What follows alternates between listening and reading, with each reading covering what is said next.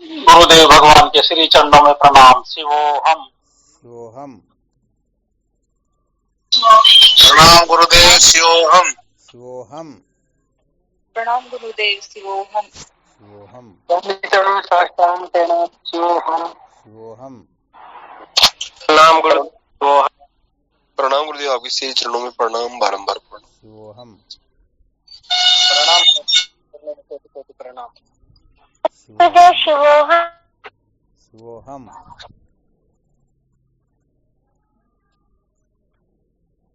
गुरुदेव के श्री चरणों में कोटि कोटि प्रणाम। शिवोहम। प्रणाम। गुरुदेव के चरणों में साष्टांग दंडवत प्रणाम। शिवोहम। प्रणाम गुरुदेव। शिवोहम। श्री गुरु नाम साष्टांग दंडवत प्रणाम। शिवोहम। अगर हम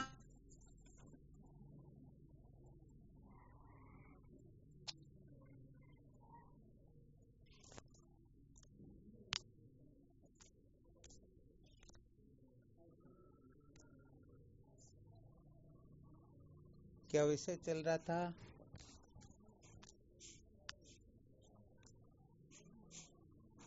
संसार को बनाए रखकर कभी भी सत्य का साक्षात्कार नहीं किया जा सकता।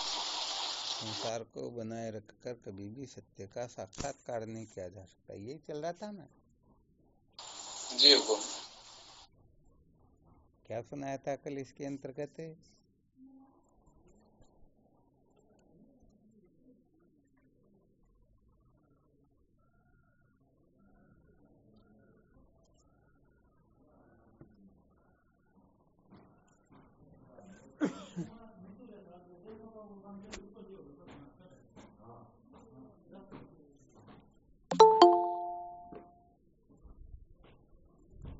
क्या सुनाया था, ध्यान में नहीं रहा क्या? महाराज जी इसमें कहा ईश्वर और संसार दोनों को अपन खुश नहीं रख सकते एक साथ। ईश्वर व संसार इन दोनों को एक साथ प्रसन्न नहीं रख सकते, है ना?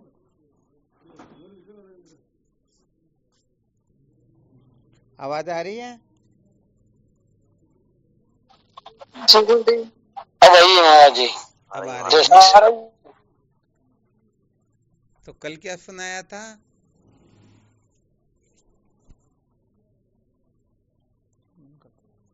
अभी तक इस पर प्रसन्न क्यों नहीं हुए? अर्थात सब कुछ करते हुए भी ईश्वर की प्रसन्नता क्यों नहीं प्राप्त कर पा रहे हैं? इसका मतलब कुछ न कुछ ऐसा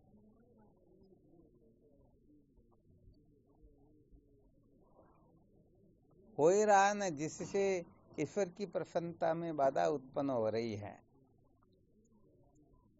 तो बहुत सारे सूत्रों का आदान प्रदान किया गया, बहुत सारे सूत्र भी बताए, और सब सूत्र अपनी अपनी जगह पर ठीक है। फिर भी ऐसा कोई सूत्र ध्यान में आ रहा है क्या, जिसके कारण हम अनादिकाल से कुछ न कुछ करते आ रहे हैं, फिर भी ईश्वर की प्रसन्नता को प्राप्त करने में हम पूर्ण रूप से सफल नहीं हो पा रहे हैं?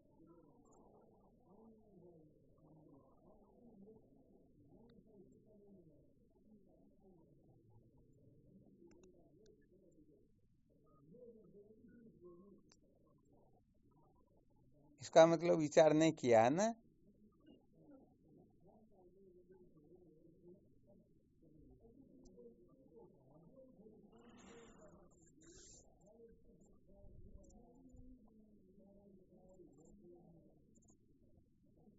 कोई बोल ही नहीं रहे, क्या बात हुई?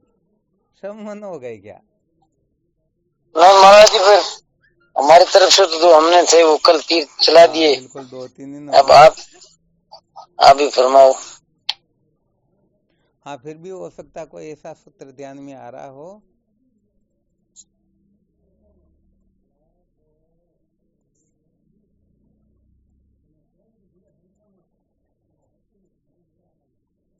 अच्छा, सर्वप्रथम तो इस बात को बहुत अच्छी तरह से निश्चय कर लेना है,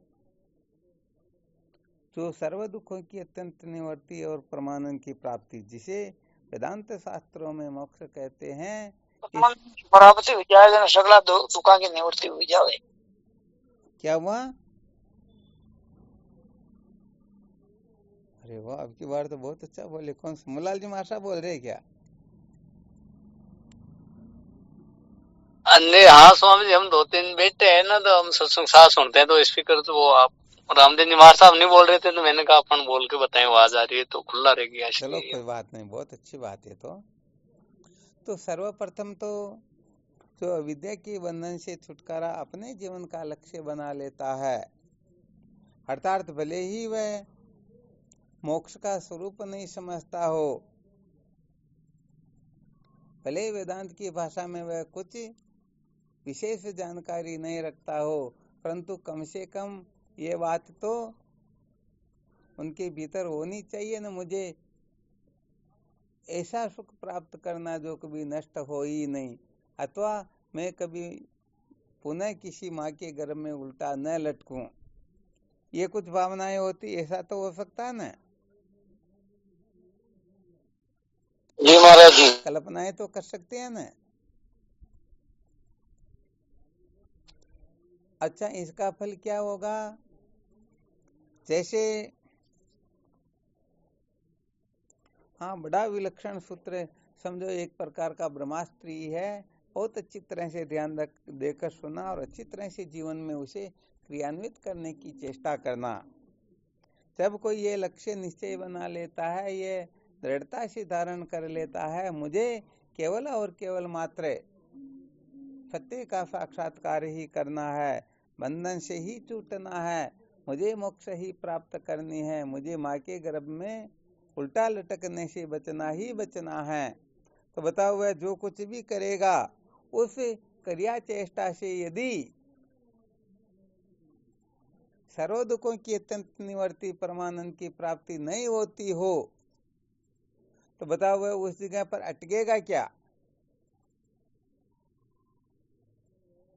उस कर्म को करते हुए जीवन भर उसी में लटका रह जाएगा क्या? नहीं जी, आगे बढ़ेगा वो। हाँ, वो तो जैसे किसी पेच को खोलना हो, नट को खोलना हो, तो उनके लिए अलग अलग पाने आते हैं। यदि ये पाना नहीं लगा तो दूसरा लेगा ना, तीसरा लेगा। तो ऐसे ही वह दिन भर जागने से लेकर के सोने तक बहुत सारी क्रिया चेष्टा करेगा, परंतु इन क्रिया चेष्टाओं से यदि सर्व दुखों की निवृत्ति परमानंद की प्राप्ति नहीं होती है, तो बताओ वह उनको महत्व देगा क्या? वहां अटकेगा क्या? नहीं जी। अच्छा, इस जगह फिर ध्यान दे के विचार करना है ना। ऐसी क्रिया चेष्टाओं का फल यदि ईश्वर को समर्पण करना हो, तो उसे कोई दुख तकलीफ होगी क्या? नहीं जी। हाँ, उसे होगा ही नहीं। हाँ, इसे यदि मोक्ष होती हो तो फिर इसका फल ईश्वर को क्यों समर्पित करे? वो तो अपने पास रखेगा ना।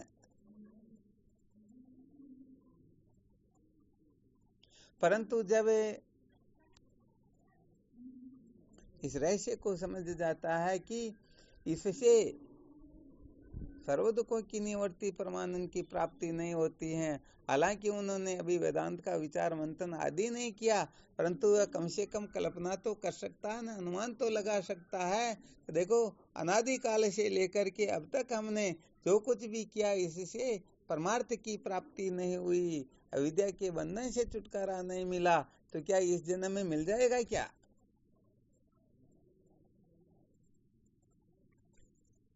नहीं मिलेगा ना।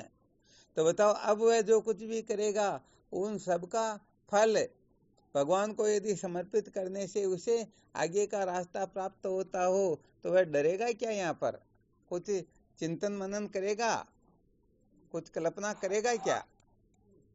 नहीं करेगा गुरुदेव। हाँ, बिल्कुल नहीं करेगा, क्योंकि कंकर का त्याग करने से चिंतामणि की प्राप्ति होती है। तो कौन ऐसा है जो इसको, अरे कितना सौदा सस्ता है, परंतु यदि कोई कंकर को रख करके चिंतामणि का त्याग करना चाहे तो सबसे बड़ा मूर्ख वही होता है। परंतु कंकर के त्यागने से चिंतामणि प्राप्त हो रही है, तो बताओ उनको ज्यादा कुछ दुख तकलीफ या ऐसी वैसी कुछ होगी क्या? नहीं। बिल्कुल होगा ही नहीं ना, क्योंकि उसने अच्छी तरह से समझ लिया कि अनादि काल से अब तक कल्प कल्पांतरों से मैं यही करता आ रहा हूं, परंतु इसे सचमुच में कल्याण हुआ नहीं, और अब संतों से शास्त्रों से कहीं से सुन लेता है, ईश्वर की प्रसन्नता प्राप्त किए बिना सचमुच में न तो कोई चित्त शुद्धि को उपलब्ध हो सकता है, न जिज्ञासु हो सकता है, न चतुष्टय साधन संपन्न हो सकता है। ब्रह्म विचार की ओर तो उसकी प्रवृत्ति होती ही नहीं। तो विचार करके देख लो, वह तुरंत समस्त कर्मों का फल भगवान को समर्पित कर देगा न। जी गुरुदेव। जी महाराज जी। अरे कोई सेठ जी कह दे भाई तू यहाँ मेरे यहाँ पर रह, तुम्हारे को जो कुछ भी खाना पीना जो कुछ भी चाहिए मेरे से ले लिया कर, बस तू जो बताता हूँ वो काम कर दिया कर, तो बताओ अब उसे क्या दिक्कत होगी? उनकी समस्त आवश्यकताओं की पूर्ति करने का ठेका ले रहे हैं ना वो, तो कोई दिक्कत नहीं होगी ना? नहीं होगी गुरुदेव। हाँ, तो ऐसे ही फिर ये सूत्र यदि कोई समझ ले तो फिर वह कर्मों का फल समर्पित करने में सकुचाएगा नहीं, डरेगा नहीं, क्योंकि वह जान जाता है कि अनादि काल से अब तक मुक्त नहीं हुआ हूं, तो अब कैसे मुक्त हो जाऊंगा। बिल्कुल क्लियर ना?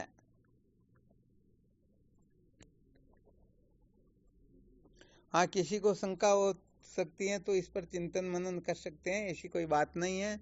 ये थोड़ा फॉर्मूला इसलिए बता रहे हैं कि यदि मन में कुछ गड़बड़ाहट हो न, तो ऐसे सूत्रों से वो गड़बड़ाहट निकल ही जाती है, फिर वो समस्त कर्मों का फल भगवान को निश्चित रूप से समर्पित करेगा। और जब ऐसी धारणा बना लेगा तो फिर उनके जीवन में निषिद्ध आदि तो देखने को भी नहीं मिलेंगे, क्योंकि भगवान को जो समर्पित किया जाता है अच्छा ही किया जाता है, गलत तो भगवान को समर्पित किया जाता ही नहीं। तो तात्पर्य तो यही है ना, जैसे तैसे करके ईश्वर की प्रसन्नता के लिए कुछ न कुछ करे और उनका अंतःकरण इन कर्तव्य आदि से थोड़ा मुक्त हो, थोड़ा इनसे छूटे, रजोगुण तमोगुण शांत होने लगे, तो यही तो अंतःकरण की बुद्धि की पहचान होती है। क्योंकि रजोगुण तमोगुण से तो ईश्वर प्रसन्न होते ही नहीं, तो धीरे धीरे रजोगुण तमोगुण का वेग शांत होने लगेगा, सतोगुण का आविर्भाव होने लगेगा, और सतोगुण का आविर्भाव होना, सतोगुण का बढ़ना, यही तो अंतःकरण की शुद्धि होती है। वरना अंतःकरण की शुद्धि है क्या? सत्वात् संजायते ज्ञानम, सतोगुण से ज्ञान होता है, रजोगुण से कर्म में प्रवृत्ति होती है, और तमोगुण से आलस्य प्रमाद आदि। तो कुल मिलाकर के जैसे तैसे करके रजोगुण तमोगुण शांत होने चाहिए। अब चाहे ईश्वर का बता करके या कैसे जैसे तैसे करके, बात तो मुख्य यही है ना।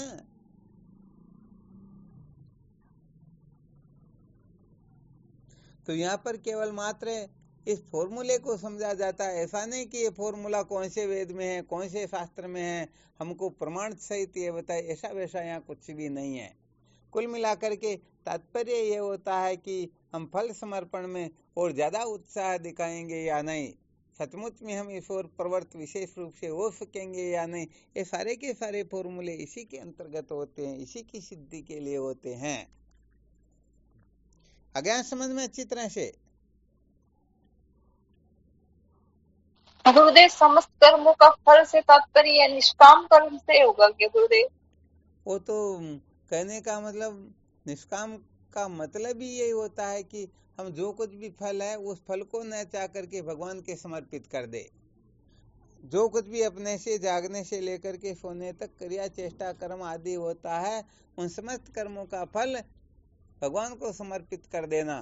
तो भगवान को समर्पित करे तो हम तो कर्म का फल चाह ही नहीं रहे न। और जब हम कर्मों का फल भगवान को समर्पित करेंगे तो भगवान की ये जिम्मेदारी हो जाती है, कोई ये सारा का सारा पैसा कमाता और मेरे पास जमा कराता है, तो इसको जब आवश्यक हो तो हमें इसको वापस लौटाना भी तो चाहिए ना। तो भगवान उसके धन को नहीं लौटाएंगे, बल्कि उनके बदले में उनके अंतःकरण को शुद्ध कर देंगे। तो अंतःकरण का शुद्ध होना कितना, अपन जितना भी जो कुछ भी करते हैं ना, इनके बदले में तो बहुत श्रेष्ठ काम हो गया ना। अनादिकाल से हम जिस अंतःकरण को शुद्ध नहीं कर पाए, कुछ समय के लिए निष्काम भाव से भगवद अर्पण बुद्धि से ईश्वर की प्रसन्नता को ध्यान में रखते हुए यदि हम कर्म करेंगे तो निश्चित रूप से अंतःकरण पवित्र हो जाएगा, अंतःकरण शुद्ध हो जाएगा। तो ये तो बिल्कुल पक्का है ना। जब हम शास्त्रोक्त रीति से व्यवहार करेंगे, शास्त्रोक्त रीति से समस्त क्रिया चेष्टा करेंगे, तो अरे यहाँ ईश्वर का प्रसन्न होना, हम स्वयं प्रसन्न होते हैं या नहीं होते हैं। इसीलिए तो कभी कभी सूत्र संकेत कर दिए जाते हैं, जिस कर्म को करते समय अपने मन में गलानी होती है, समझ लेना चाहिए वह निषिद्ध कर्म होता है। जिस कर्म को करने से अपने अंतःकरण में मलिनता नहीं बल्कि प्रसन्नता होती है, तो वह चाहे कैसा भी कर्म क्यों न हो, परंतु उसे सबसे बड़ा पुण्य रूप कर्म समझ लेना चाहिए और उस कर्म को करने में कभी पीछे हटना ही नहीं चाहिए। अच्छी तरह से समझ में आ गया क्या? जी। चलो, बहुत अच्छी बात है।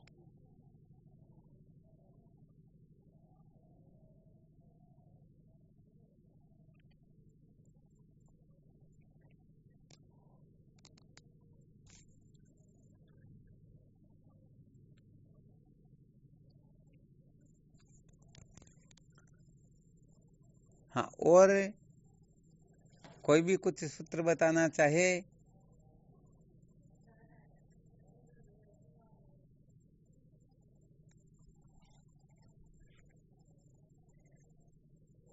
चलो ठीक, फिर वो जब अपना विषय चल रहा उसी पर आते हैं कि सब कुछ करते हुए भी ईश्वर की प्रसन्नता क्यों नहीं प्राप्त होती, इसमें थोड़ा संकेत कर देते हैं। अच्छा, दृष्टांत के रूप में समझ लेते हैं। जैसे किसी को कोई विशेष काम करना है, क्या करना है? विशेष काम करना है, और उस विशेष काम को करने के लिए 1 लाख रुपया, उसमें 1 पैसा भी कम नहीं चाहिए। 1 लाख रुपया हो तो वह उस काम को पूर्ण रूप से पूरा कर सकता है। अब वह क्या करता है?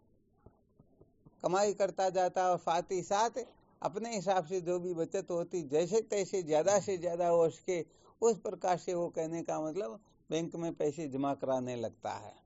क्योंकि 1 लाख रुपए अपने पास तो हम रख करके एकत्रित कर नहीं सकते हैं, तो समझो 10-10 हजार रुपए वो बैंक में जमा कराने लग जाता है।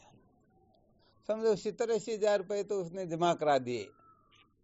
अब की बार वो क्या करता, 10 हजार रुपए जमा कराने की जगह 20 हजार रुपए वापस निकाल लेता है।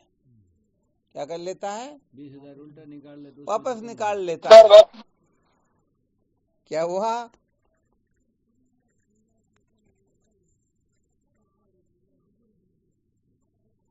अच्छा, 20 हजार वापस निकाल लिए तो 80 हजार रुपए थे, तो 60 ही रह गए ना।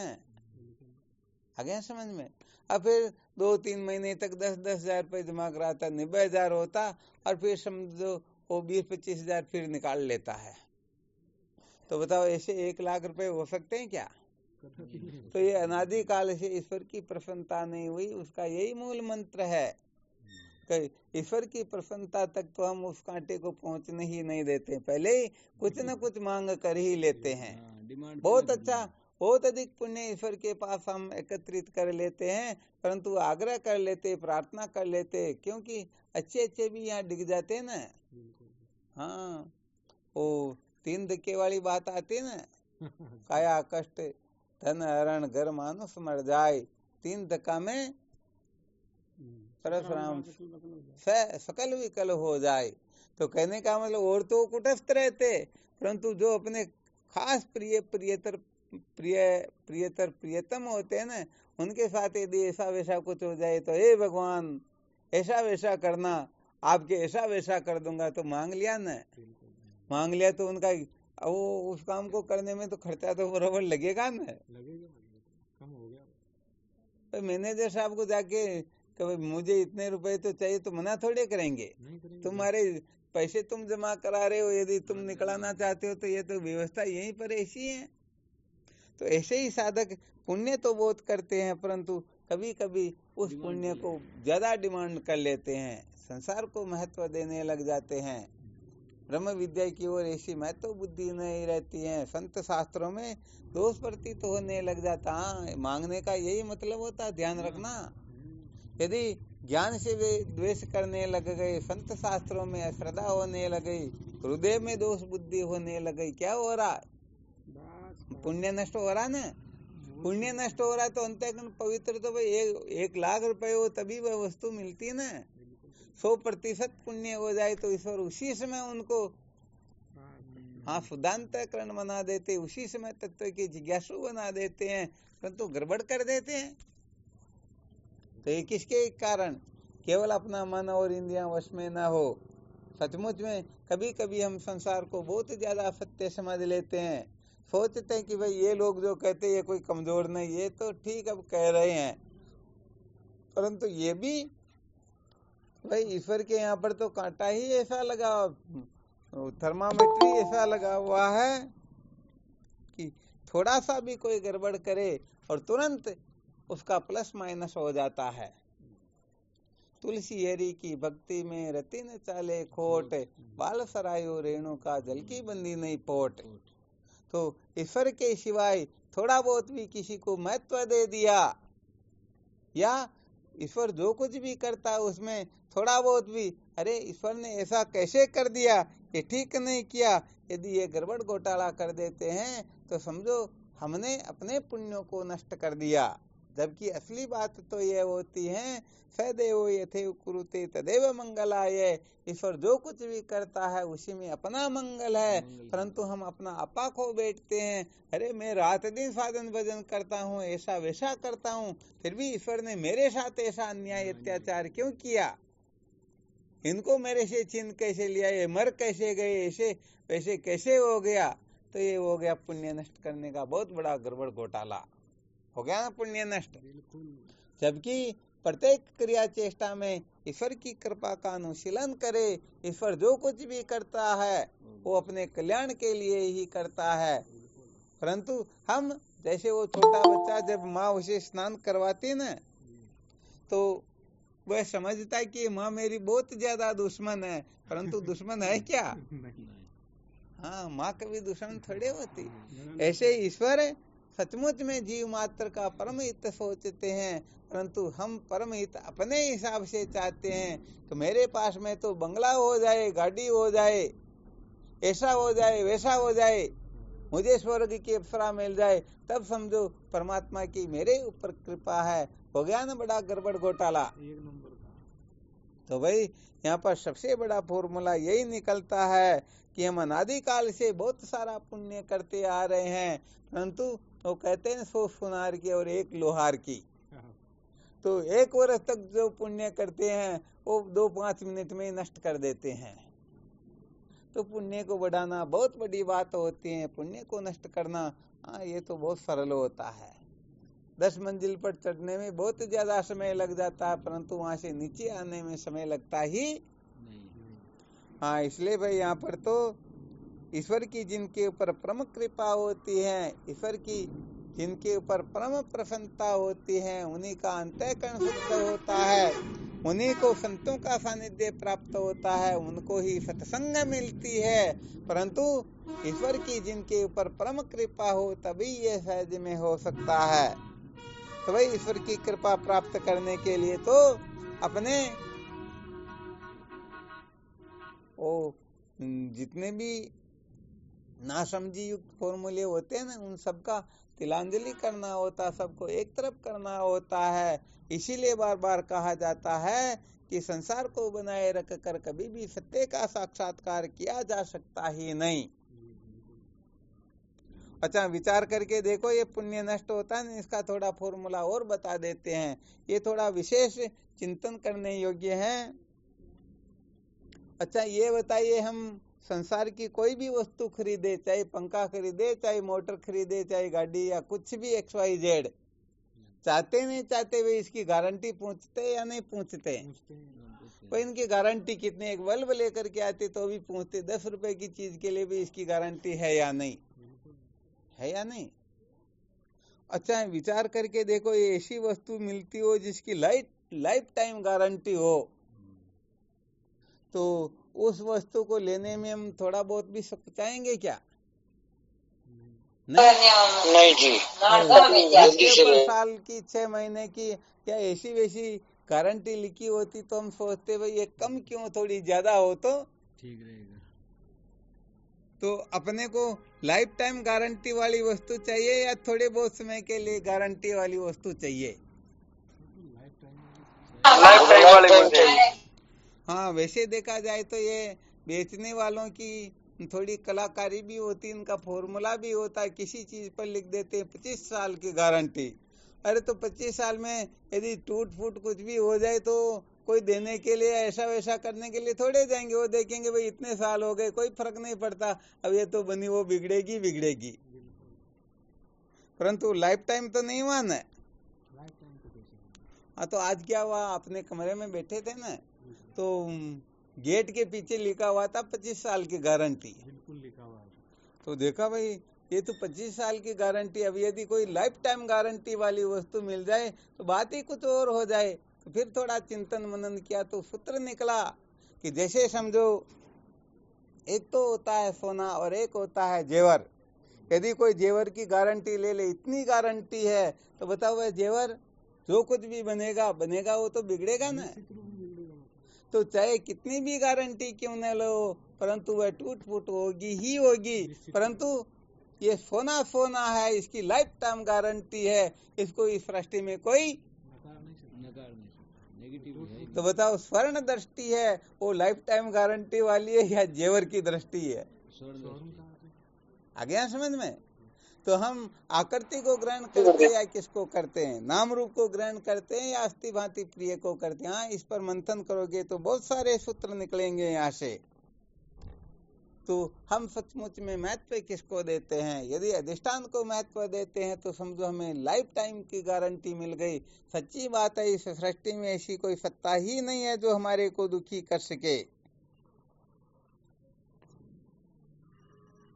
और यदि नाम रूप पर दृष्टि रही, उपाधि पर दृष्टि रही, तो चाहे कितनी भी गारंटी क्यों न हो, परंतु वह वस्तु धोखा देगी देगी देगी। अरे कोई शरीर के चक्कर में पड़े रहते तो इसकी लाइफ टाइम गारंटी थोड़ी होती है। और स्वरूप के बारे में रहे तो अरे वो तो लाइफ टाइम की गारंटी होती, फिर इधर से उधर सपने में भी कुछ नहीं होता।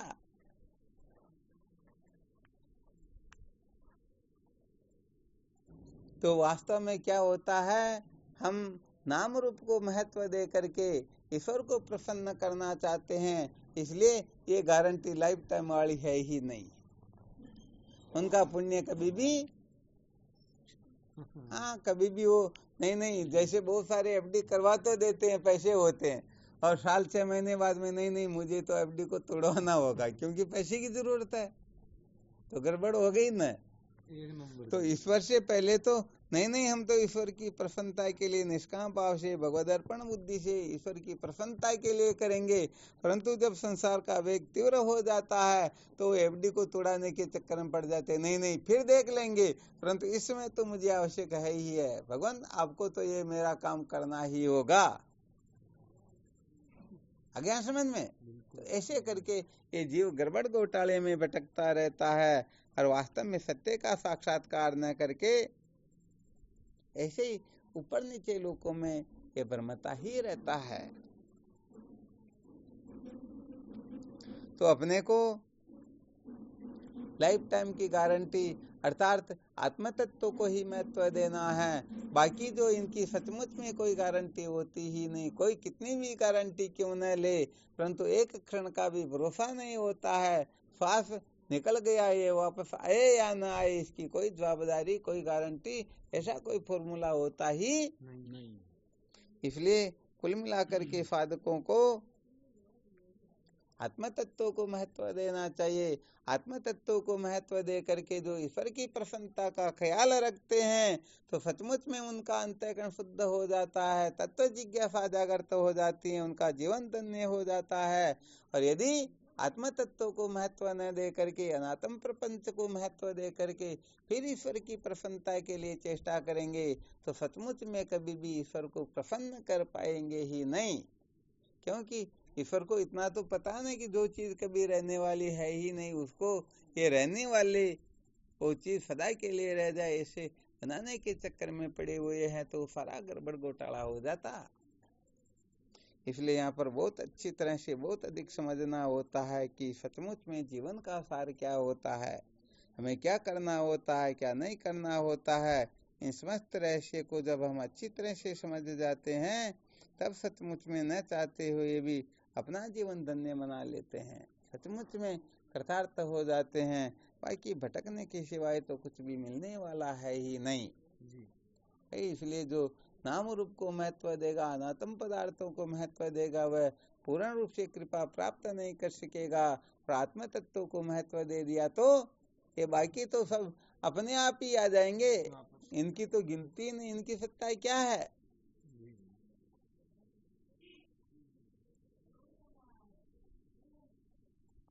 तो अपने को क्या ये छोटी छोटी चीजों के पीछे पागल हो रहे हैं ना, मुझे ये मिल जाए वो मिल जाए। अरे ईश्वर को डायरेक्टली पकड़ो ना, पूरा का पूरा, मुझे केवल ईश्वर चाहिए और कुछ चाहिए ही नहीं। तो ये अनंत कोटि ब्रह्मांड का ऐश्वर्य तो फ्री पॉकेट में मिल जाएगा ना। परंतु हम तो ईश्वर को तो न चाह करके छोटी छोटी चीजों को चाहते हैं, तो ये तो गड़बड़ घोटाला ही है भाई। यहाँ पर कहने का मतलब लक्ष्मी को सब चाहते परंतु नारायण को कोई नहीं चाहते हैं। तो लक्ष्मी को चाहने वालों के यहाँ नारायण का कभी प्रवेश नहीं होता, नारायण छूट जाते हैं। परंतु यदि नारायण को चाहे तो लक्ष्मी तो अपने आप उनके पीछे पीछे आती है ना। उनकी है वो का ताकत है क्या उनके बिना वो एक क्षण भी रह सके? हाँ, इसलिए वो फिर विभिचारी भी हो जाते हैं, क्योंकि जिनको प्राप्त करना चाहिए वो तो नहीं कर पा रहे और उल्टा काम कर रहे हैं। इसलिए ईश्वर की प्रसन्नता फिर उनके ऊपर होती ही नहीं। ईश्वर की प्रसन्नता के लिए तो ईश्वर के विधि विधान से ही चलना होता है, तब जाकर के कुछ बात बनती है। अच्छा, फॉर्मूला समझ में आया क्या?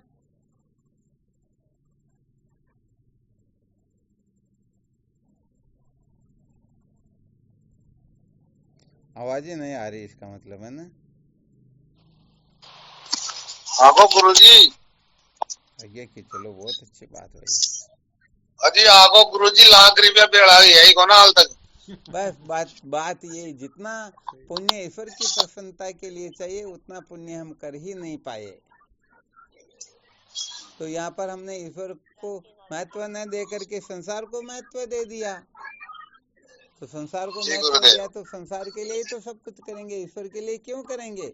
जो ईश्वर को महत्व देगा वह ईश्वर की प्रसन्नता का ख्याल रखेगा, और जो संसार को महत्व दे देगा वह संसार की प्रसन्नता का ही ध्यान रखेगा। तो संसार को महत्व दे करके न ईश्वर को प्रसन्न किया जा सकता है, न विद्या के बंधन से छुटकारा प्राप्त किया जा सकता है। सत्य का साक्षात्कार तो संभव है ही नहीं। इसलिए संसार को बनाए रखने का आग्रह सचमुच में समस्त दुखों का मूल कारण होता है। संसार को बनाए रखने का मतलब अपनी कल्पनाओं को महत्व देना, अपनी मान्यताओं में उलझे रहना, अपनी जानकारियों को ये सब कुछ समझ लेना चाहिए। जीव कल्पना में उलझा हुआ है, जब तक उनकी कल्पना को बिल्कुल मिट्टी में न मिला दें तब तक वह आगे का रहस्य समझने में समर्थ हो सकता ही नहीं। तो ये हम अपने आप तो उस कल्पना को मिटा नहीं सकते और दूसरों का कोई काम बिगड़ भी। हाँ, इसलिए सचमुच में जो पूर्ण रूप से गुरुदेव को महत्व देते हैं, गुरुदेव ही इन समस्त कल्पनाओं को मूल सहित मिटाने की सामर्थ्य रखते हैं। बाकी के किसी का कोई आवश्यकता भी नहीं उनको क्या करना है, क्योंकि संसार के लोग तो इन कल्पनाओं को और बढ़ाएंगे। हाँ बिल्कुल, तू ब्राह्मण है, क्षत्रिय है, वैश्य है, शूद्र है, ऐसा है वैसा है, परंतु गुरुदेव यहाँ पर उन समस्त कल्पनाओं पर पानी फेर देंगे। वो चाहे कितनी भी अक्ल होशियारी क्यों न लगाए, परंतु उनकी कल्पना को तो अणु मात्र भी पनपने नहीं देंगे और कल्पना को मूल सहित मिटा ही देंगे। और कल्पना मिट गई तो फिर शेष क्या रहा? फिर तो बात ही कुछ और हो गई ना।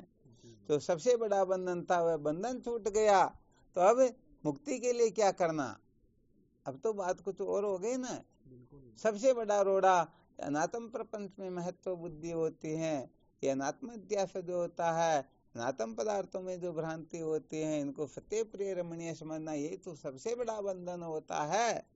और जब हम ठीक ठीक सत्संग के रहस्य को श्रवण मनन करते हैं तो ये सारा का सारा रहस्य अपने हृदय में ठीक ठीक जगमगाने लगता है। बस यही जीवन का सार होता है। इसको जो अच्छी तरह से समझ लेते हैं, सचमुच में उनका जीवन धन्य हो जाता है। बाकी तो पुनरपि जननम पुनरपि मरणम पुनरपि जननी जठरे शयनम, बार बार जन्मते मरते रहते और जन्म मृत्यु की श्रृंखला में भटकते ही रहते हैं। बस यही विशेष बात होती है। हाँ, और किसी को कोई शंका हो तो हाँ, कोई अपनी कल्पना को बनाए रखना चाहिए कि नहीं नहीं यही परमार्थ है, तो फिर गुरुदेव उनका कुछ नहीं कर सकते हैं। फिर तो कोई हाँ, और वास्तव में वो गुरुदेव की शरणागत होने का अधिकारी भी नहीं होता है, क्योंकि जो अपनी कल्पनाओं में ही बंधा रहना चाहिए, तो फिर उनको गुरुदेव की शरण में जाने की क्या आवश्यकता। डॉक्टर साहब तो कहते हुए तेरे को ये छोड़ना पड़ेगा, ये खाना पड़ेगा, परंतु नहीं नहीं इसको मैं नहीं छोड़ सकता हूँ और इसकी खाए बिना मैं नहीं रह सकता, तो डॉक्टर साहब कहेंगे फिर तेरे को फिर यहाँ आने की जरूरत ही क्या, तो मेरे से भी ज्यादा समझता है ना, तो तू मौज मस्ती कर, मजे ले, और क्या जन्म मर संसार में दुख पा, मैं क्या करूं।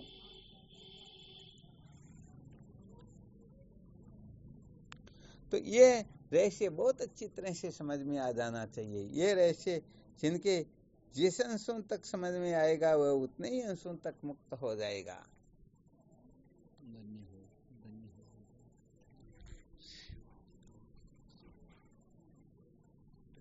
तो देख लेना चाहिए कि हम वास्तव में महत्व हाँ मन बुद्धि को दे रहे हैं, ईश्वर को दे रहे हैं, संतों को दे रहे हैं, गुरुदेव को दे रहे हैं, वास्तव में दे किसको रहे हैं, इसका मंथन तो करना ही होता है। तभी निर्णय निकलता कि भाई देखो अभी तक ये इतना पहुंच गया, अब इसके लिए इन सूत्रों की आवश्यकता है। बिना मंथन करे अब वो तो हम क्या करते कि वो 32 लक्षण में से 30 तो मेरे में है, 2 लक्षण ही नहीं है। उस बेचारी ने भी देखा चलो इतने दिन हो गए, कोई 5 लक्षण वाला मिला, कोई 7 वाला मिला, 30 लक्षण तक तो कोई आया ही नहीं, और ऐसे हम नाटक करेंगे तो कुंवारे ही रह जाएंगे। इसलिए क्योंकि उनका नियम था कि 32 लक्षणों वाला कोई पुरुष मिलेगा उसी के साथ शादी करेंगे, वरना नहीं। तो सोचा इसमें 2 लक्षण ही तो नहीं, वो हम बता देंगे, और क्या 30 लक्षण तो इसमें है ना। तो बातचीत हुई, कहा बताओ तुम्हारे में 30 लक्षण कौन कौन से, ऐसे थोड़ी बताते, शादी करो उसके बाद में बताएंगे। तो सोचा भाई इनमें लक्षण तो पक्का ये दिखाई दे रहे, वो वेशभूषा से सबसे पता चलता, मौन रह रहे तो पता इतना नहीं चलता, परंतु पता तो थोड़ा बहुत चल जाता ना। शादी करने के बाद में फिर पूछा, अब तो फेरे वगैरह सब कुछ हो गए, अब तो कुछ बदला हो भी नहीं सकता ना। अब पूछा बताओ 2 लक्षण कौन से, नहीं एक तो मना अपन सुधर, एक जो मैं दूसरे की मानो कौन है। तो 30 लक्षण है उसमें क्या, एक भी नहीं है ना, हो गया गुड़ गोबर। तो उसने बहुत ज्यादा अक्ल मुशियारी लगाई ना। तो फिर जिन जिन का अपमान हुआ उन्होंने सोचा कि ऐसा करते, फॉर्मूला लगाते कि जीवन भर रोती रहे। तो क्योंकि जिनके साथ में बहुत ज्यादा अत्याचार किया तो वो भी तो कुछ होते ना, कमजोर थोड़े होते क्या, वही अपना अपना सब लेना चाहता। हाँ।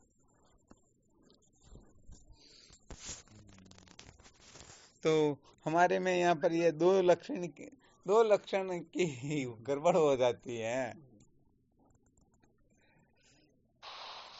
2 लक्षण की कमी से महाराज 30 माह भविष है। क्या बात, आप में भी 30 पूरा का पूरा है ना। 2 ही कम से महाराज। क्या बात है। खैर जो सत्संग की ओर पर और तेरे उनकी तो बात ही अलग है। फिर भी कहने का मतलब ऐसे कुछ कुछ गड़बड़ घोटाला होता रहता है।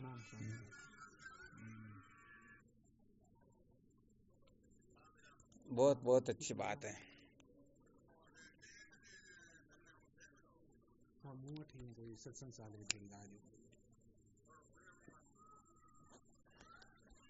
चलो इसमें और कोई शंका समाधान हो तो ठीक है ना। वह करना है, ठीक है महाराज जी। चिंतन मनन है ना। कुल मिलाकर के हम अपने पुण्यों की रक्षा कर पा रहे हैं या नहीं पा रहे, हम ईश्वर से मुक्ति मोक्ष के सिवाय, अंतःकरण की शुद्धि के सिवाय कुछ मांग तो नहीं कर रहे हैं, कहीं हम मांगते तो नहीं बन रहे हैं। यदि ऐसा काम कर रहे हैं तो समझो अभी हम अंतःकरण की शुद्धि की ओर पूरा ध्यान ही नहीं दे रहे हैं। नारायण शिवोहम हरिओम। ठीक, शिवोहम करो चिंतन मनन, कल फिर विचार करेंगे। शिवोहम। प्रणाम गुरुदेव। हम श्री गुरु चरणों में साष्टांग दंडवत प्रणाम। प्रणाम गुरुदेव। शिवोहम। प्रणाम हम गुरुदेव। यही है माला श्री कि हम वस्तु गुरुदेव भगवान के श्री चरणों में प्रणाम। शिवोहम। शिवोहम, सत्य बात है। प्रणाम गुरुदेव भगवान। शिवोहम। प्रणाम। प्रणाम गुरुदेव। शिवोहम। शिवोहम। गुरुदेव को प्रणाम। शिवोहम। प्रणाम गुरुदेव आपके श्री चरणों में। हाँ, शिवोहम। प्रणाम गुरुदेव। शिवोहम। शिवोहम।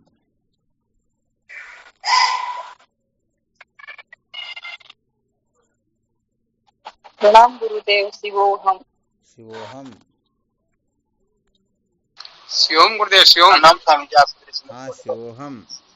शिवम चरण स्पर्श। शिवोहम। शिवोहम। हमारा सतगुरु चरणों में कोटि कोटि प्रणाम बाबू जी। शिवोहम। शिवोहम। प्रणाम है स्वामी जी। शिवोहम। गुरुदेव के चरणों में कोटि कोटि प्रणाम। शिवोहम।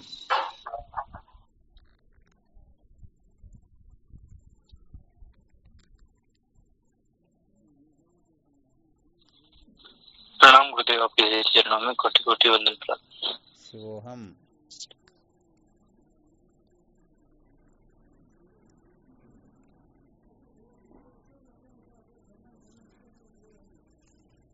चलो ठीक, शिवोहम। कोटि कोटि प्रणाम जी आपके श्री चरणों में। हाँ, शिवोहम। ठीक श्री गुरुदेव के चरणों में साष्टांग दंडवत प्रणाम।